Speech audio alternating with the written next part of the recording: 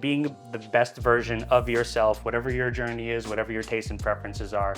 Take all of the tips and all the best practices that we're gonna give you. We're gonna help match you with the right juicer for you and your family's needs. We're gonna set you up for success. This is Juicing 101. You ever notice like breakfasts back in the day? I don't know if this is based on reality or fantasy. There's always like stacks of pancakes like this high and then a big cup of orange juice and milk. But when I think of juice, that image I think of that sort of idealized image. Yep. Like you shouldn't drink that much juice of store-bought juice no. in the store. No. Because I mean, even if it is 100% juice, it's still not healthy. You lose a lot of the nutrients. And this was like how my perception of juice changed. Not all juice is the same. No, fresh juice is far superior in terms of not only the nutritional integrity, but also just the flavor and the quality, and in terms of the health benefits and making sure that you're not getting any additives, preservatives, added sugars, all these kinds of things that make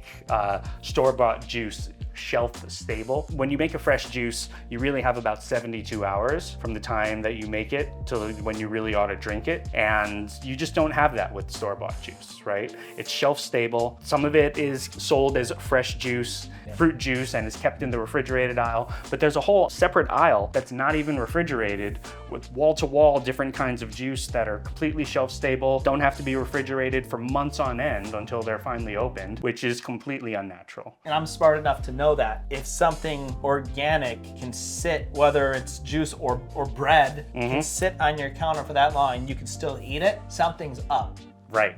But like, what's the science behind it? I know like the one advantage of store-bought juice is it lasts a long time. It does. But what's the trade-off there? So a lot of that has come from a process called pasteurization, a process that was originally invented to prevent people that were getting sick from raw milk, from the bacteria in raw milk. So the pasteurization is a process where whatever you are pasteurizing is heated to a certain temperature where the bacteria are essentially destroyed and do not run the risk of making you sick when you finally drink it.